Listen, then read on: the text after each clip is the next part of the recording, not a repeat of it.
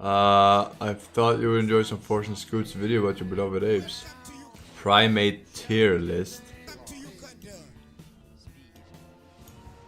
Power.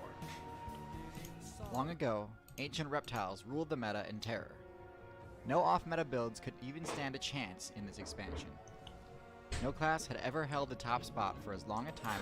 No off-meta build could stand a chance. Yet there are fucking insects and shit that survived from that era. And fucking birds. That weren't dinosaurs per se. So dinosaurs lost in the end. Did. But at the height of their dominance, they were nerfed. For a while, this created a huge power vacuum. But once the jank strats fell by the wayside, it became clear what the new best guild was.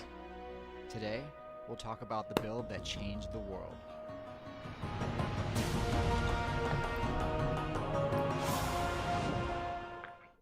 Now, the Primate tier list is weird. Most tier lists I've done resemble a bell curve. But for Primates, it's actually the opposite. There is no average Primate. None in C or B tier. Did we watch this or no? No, we watched some... No, we watched something that's similar to this, but... Instead, all of them are clustered in the bottom tiers and the top tiers. Humans are OP. Let me show you what I'm talking about. about. Okay, so Primates are divided into two guilds, the Prosimians and the Simians. The Prosimian guild includes lemurs, tarsiers, aye-ayes, bush babies, and lorises. While you might think of primates as being really intelligent animals, Prosimians are actually quite average compared to other mammals, and don't have any unique intelligence-based abilities. No EA. And don't have any unique... Is he referring to the actual gaming company?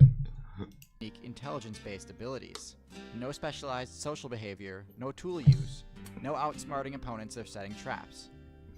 No, these builds generally focus on fundamentals like foraging and climbing. The one special perk they have is superb night vision. But there's a reason they had to spec into that. Most nocturnal builds choose those types of abilities because they either like hunting under cover of darkness, or they prefer to avoid being active during the hottest parts of the day. But Prosimians aren't either of those things. So why are they all nocturnal? The reason is because they get completely bodied by the other primate guild, the Simians. They're completely unable to compete with them, and have essentially been forced into the nocturnal playstyle.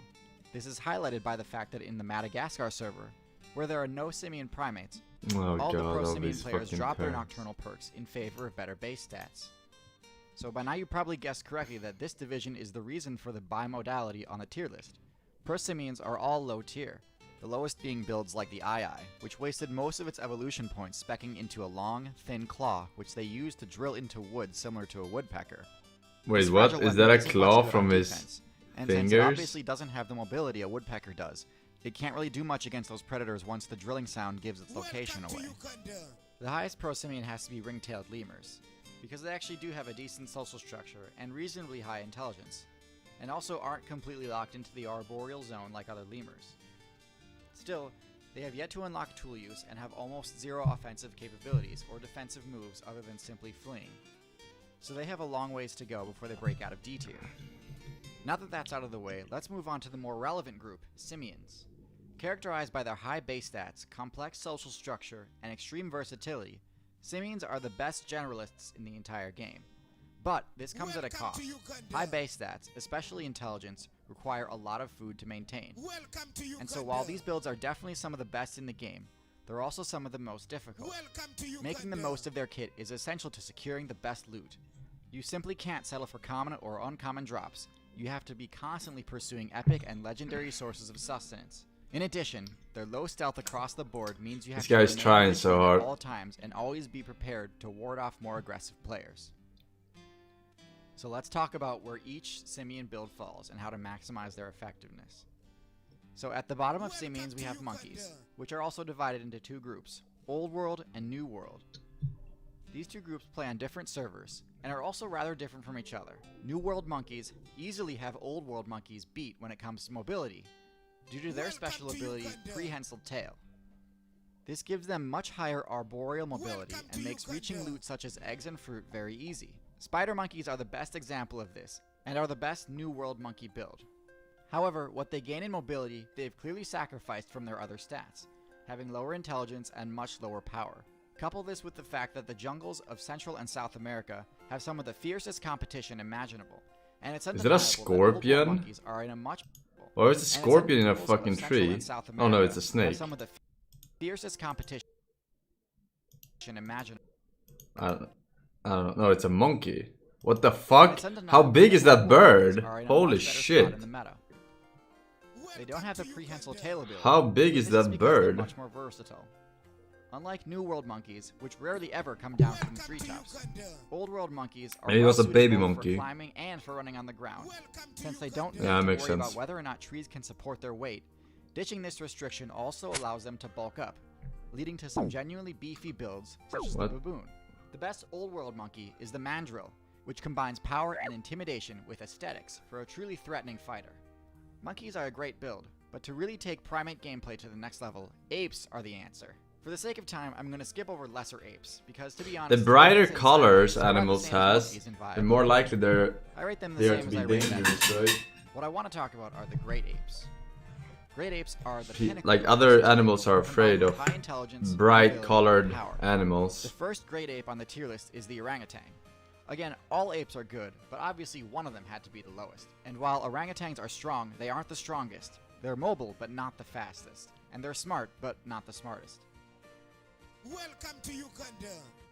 They're also the least social of all apes, and therefore are the most vulnerable to surprise attacks from players who use stealth, such as snakes and leopards. Perks include opposable thumbs, tool use, and nest building. I see them as a great beginner class. I would since never they're give a great for monkey a learning the fucking basics of private saw. gameplay before getting into more advanced techniques. The fuck? Next up is the chimpanzee. Chimps are the fastest of the apes, being extremely quick on the ground and in Then the again, trees, fucking while they have kindergartens the means to access high-level loot spawns like canopy give fruit or bird the eggs, kids but also knives excellent pack hunters. to You all know I sharpen always wood. have to praise pack hunting. Although in Which this is fucking, case, it's which not blows quite my as mind impressive, today. since Back then it mostly was they cool, use but teamwork to grief what the weaker fuck and were they more mobile thinking, right? players, as opposed to taking on bosses as a group. Like giving a Second from the fucking top is the gorilla. 5-year-old a fucking Primate with knife. the highest power, defense, and HP. With their high-level social structure and insanely high base strength, there's really nothing that can pose any sort of challenge to them as long as they remain with their party. That is, except for our #1 highest rated build of all time. There's no question humans are by far the most successful class ever seen in the game. I've gotten pretty a fair number OP. of YouTube comments, Reddit posts, and Twitter DMs saying something like, I don't know if humans are really all that OP. Listen, not only are you wrong, but you've also got to be in denial if you think there's any builds more effective than humans out there. Obviously, we have to talk about their intelligence stat. It's the highest in the game by a huge margin, and this allows them to build equipment which raises their other stats, except HP, to near maximum as well. Gorillas are 10 times stronger than them until they equip one of their signature weapons. Cheetahs are more mobile than them until they equip a mount. Armadillos have higher defense until they craft their own armor. The bases they create for their clans are unparalleled, and their social structure is second only to you social insects. But the thing is, humans are so overpowered that you could take all of this away, and they'd still have an argument for #1.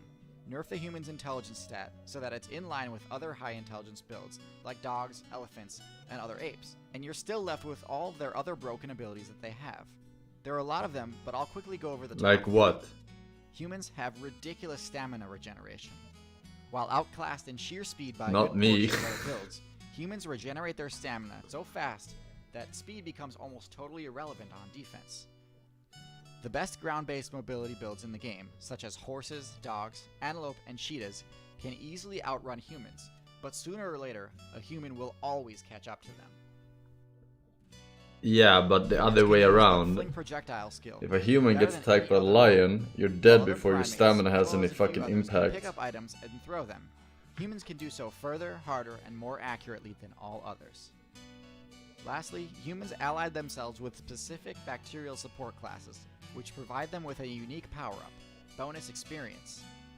Humans get more XP from loot they consume than other players because of this, and this helps them level up faster and supports their high intelligence and food cost. Those three abilities combined would make any other mid to high tier build top tier in a heartbeat. Max intelligence or not. Thank you all for watching, and as always, if you got a suggestion for a build, aspect of the meta, or other topic you'd like to see covered on this channel, be sure Here to we leave a go. comment. 1 minute As I stretch to slowly beat sit the on a 10 minute 250,000 mark. subscribers, I really just want to say, as sincerely and genuinely as I can, thank you so much. It means the world to me that I've been able to reach as big an audience as this. It's been quite the adventure, and with any luck, there's much, much more to come. I also want to give a big shout out to my Patreon subscribers. You guys make this possible and allow me to keep doing what I love. Motherfucker. Humans are pretty OP. Yeah, I agree. I could never play permadeath in Ancestor with one character, but in Green Hell, easy peasy. Easy peasy.